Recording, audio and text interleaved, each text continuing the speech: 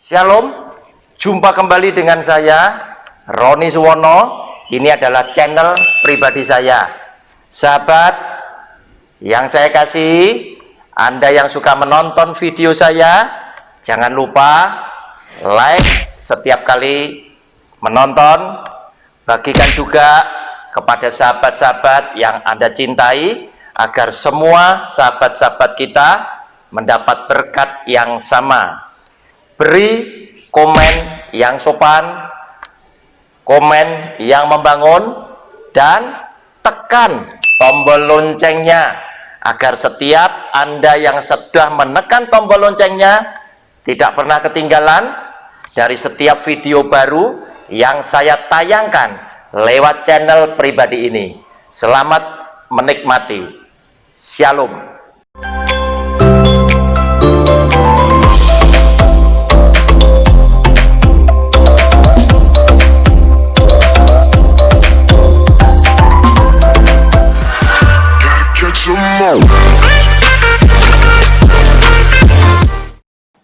Shalom, jumpa kembali lewat channel pribadi saya melalui program Sabar Selidiki Alkitab bersama Roni Suwono.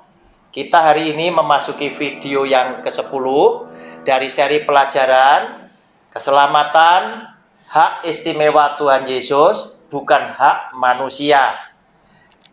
Judul kecil yang hari ini kita akan cermati adalah siapakah Yesus itu?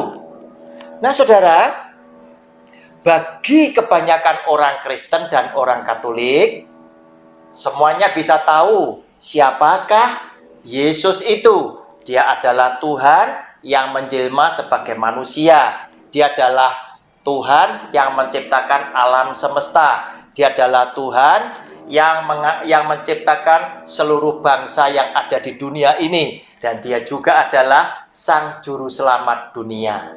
Saudara, namun bagaimana kita bisa juga menjelaskan kepada orang-orang yang ada di sekeliling kita, yang kebetulan mereka tidak menjadi pengikut Kristus? Tentunya bukan cuma kita harus menyampaikan firman Tuhan. Yang paling efektif adalah kesaksian hidup saudara dan saya, itu adalah khotbah yang hidup. Kenapa? Karena air hidup itu tadi, yaitu firman Tuhan yang disampaikan oleh Tuhan Yesus, yang kita terima, kemudian yang kita pahami dan kita simpan di dalam hati kita, akan memancar sampai kepada hidup yang kekal lewat kehidupan kita. Karena kita menyimpan dan memelihara firman Tuhan baik-baik di dalam hati kita, dan kita yang percaya kepada Dia akan melakukan di dalam kehidupan kita. Itu adalah khotbah yang hidup. Itu adalah Alkitab yang terbuka, yang semua orang bisa menyaksikan bahwa di dalam hidup keluarga saudara dan keluarga saya ada Kristus yang hidup di tengah-tengah kita. Nah, saudara, mari kita baca dulu satu ayat firman Tuhan dari Yakobus pasal 4 ayatnya yang ke-12, yang demikian bunyi firman-Nya. Hanya ada satu pembuat hukum dan hakim, yaitu Dia yang berkuasa menyelamatkan dan membinasakan. Tetapi siapakah engkau sehingga engkau mau menghakimi sesamamu manusia? Nah, saudara, kita tahu bahwa Yesus yang adalah Sang Juru Selamat ternyata juga nantinya menjadi hakim satu-satunya yang akan menghakimi semua perbuatan manusia, baik yang hidup dan yang mati. Saudara, kenapa harus Dia? Kenapa tidak nabi yang lain? Kita tahu yang pertama jawabannya, nabi-nabi yang lain memang juga adalah orang yang istimewa di hati Tuhan. Kenapa? Karena jika tidak istimewa, mereka pasti tidak akan diutus. Utusan Tuhan pasti orang yang Tuhan berkenan kepada mereka, orang yang istimewa, sehingga orang-orang ini menjadi orang yang terpilih, menjadi utusan Allah. Nah, saudara, tetapi semua nabi tetaplah adalah manusia biasa yang bisa mati dan bisa berbuat kesalahan. Kenapa? Karena tidak ada seorang pun manusia yang sempurna hidupnya. Nah, saudara, oleh karena itu, tidak ada seorang nabi pun yang diminta untuk menghakimi seluruh manusia sedunia ini. Kecuali yang menghakimi adalah yang punya hukum dan sekaligus yang jadi hakimnya. Siapakah dia? Hanya ada satu pembuat hukum dan hakim. Pembuat hukum dan hakim, yaitu dia yang berkuasa menyelamatkan dan membinasakan, yaitu Yesus yang adalah anak tunggal Allah. Dia ini yang buat hukum, dia ini juga sekaligus yang menjadi hakimnya, yang menentukan neraka dan surga kepada setiap orang sesuai dengan perbuatannya. Oleh karena itu, saudara, dia adalah pemilik hukum, dia adalah hakimnya, dia adalah pencipta daripada semua bangsa ini. Sehingga lewat semuanya itu tidak salah jika Tuhan Yesus berkata, kamu jangan takut kepada seseorang yang hanya bisa membunuh tubuh, tetapi tidak bisa membunuh jiwa, tidak bisa membunuh roh. Tapi takutlah kepadaku yang di samping bisa membunuh tubuh, juga bisa membunuh roh. Kenapa? Karena dia adalah sang pencipta. Oleh karena itu, saudara, salah jika banyak orang tidak segera mengenal Yesus itu siapa. Karena setiap orang yang sedang berperkara, suatu hari dia harus berjumpa dengan sang hakimnya. Orang yang pandai, dia akan selalu mengikuti petunjuk daripada hakimnya semasa dia hidup.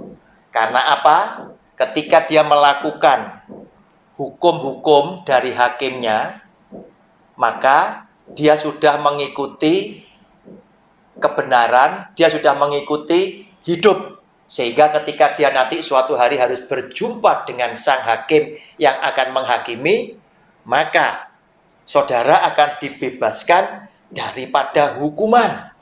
Kenapa? Karena apa yang engkau lakukan itu sudah sesuai dengan apa yang difirmankan oleh sang hakim itu. Sehingga setiap orang yang sudah melakukan apa yang difirmankan oleh Tuhan, maka dia akan tidak dihukum lagi. Oleh karena apa yang kita lakukan adalah sesuai dengan isi hati sang hakim tersebut. Nah, saudara yang dikasihi oleh Tuhan, dia bukan cuma sekedar pemilik hukum dan sebagai hakim, tetapi dia juga adalah salah satunya adalah terang yang menerangi hidup saudara dan saya. Tidak ada seorang pun yang bisa jalan di dalam kegelapan. Dan kegelapan diibaratkan adalah orang yang hidup di dalam dosa. Itu adalah orang yang hidup di dalam kegelapan. Dan orang-orang yang hidup di dalam terang adalah orang yang hidup di dalam kebenaran. Dan semua orang membutuhkan yang namanya terang itu tadi. Yesus yang adalah Tuhan berkata, aku adalah terang dunia tadi. Terang yang sejati, yang semua orang harus datang kepada terangnya supaya engkau bisa jalan di jalan yang benar. Kalau orang hidup di dalam jalan yang salah, dia jalan di tengah-tengah kegelapan, maka jalannya pasti akan tidak lurus, jalannya pasti akan terseok-seok.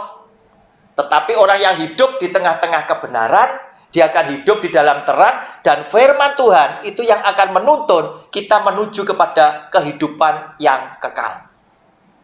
Nah, saudara, Tuhan Yesus juga adalah hakim dia bukan cuma memutuskan, tetapi dia juga bisa memberikan pengampunan. Kepada siapa dia memberikan pengampunan, itu adalah urusan daripada Tuhan sendiri. Bukan haknya kita sebagai manusia. Kenapa? Karena manusia dikatakan di dalam firman Tuhan tadi, siapakah engkau? Sehingga engkau juga akan menghakimi sesamamu. Nah saudara, ini adalah peringatan kepada saudara dan saya, jangan menghakimi. Teristimewa apalagi soal keselamatan itu adalah wilayah Tuhan. Soal keselamatan itu ranahnya Tuhan, bukan wilayahnya kita sebagai manusia yang nantinya sama-sama kita menghadap untuk mempertanggungjawabkan segala perbuatan kita. Tetapi sekali lagi, orang Kristen suka menghakimi, khususnya kepada orang di luar Kristen sana. Walaupun engkau baik seperti apa, karena engkau tidak Kristen, pasti engkau tidak diselamatkan. Saudara, nggak boleh demikian.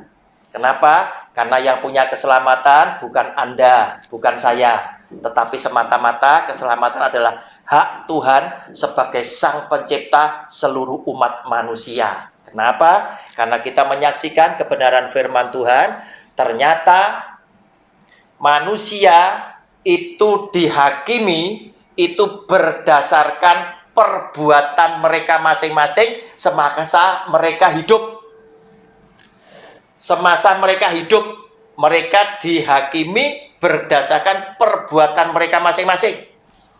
Walaupun kita membaca ayat Alkitab yang lainnya bahwa kita diselamatkan bukan karena usaha kita, bukan karena perbuatan kita, tetapi kita diselamatkan oleh karena iman. Betul. Tetapi iman yang seperti apa? Apakah hanya iman karena saya sudah mengakui bahwa Yesus adalah Tuhan dan Juru Selamat saya pribadi, tanpa saya melakukan apa-apa, otomatis karena saya beriman, saya orang Kristen, saya sudah dibaptis, saya selamat. Nah saudara, iman yang seperti apa? Iman yang diminta oleh firman Tuhan adalah iman yang ada perbuatannya. Karena Alkitab berkata, iman tanpa perbuatan adalah mati. Iman tanpa perbuatan berarti iman yang kosong. Bisakah iman yang seperti ini menyelamatkan seseorang? Jawabnya, pastilah tidak. Karena apa? Iman yang dikehendaki oleh Tuhan adalah iman yang di dalamnya diisi oleh perbuatan.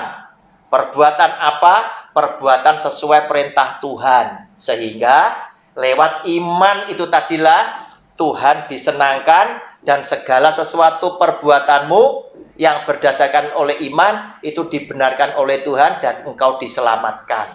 Contohnya.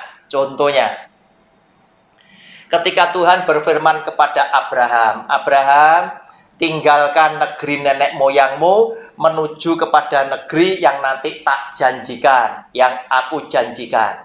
Saudara, Abraham melaksanakan perintah Tuhan dengan iman. Padahal di negerinya sendiri, Abraham sudah mendapatkan kesuksesan. Dia menjadi orang yang berhasil dan menjadi salah satu orang yang kaya di sana. Dengan budak kurang lebih 350 orang, itu menandakan bahwa Abraham ini orang yang kaya.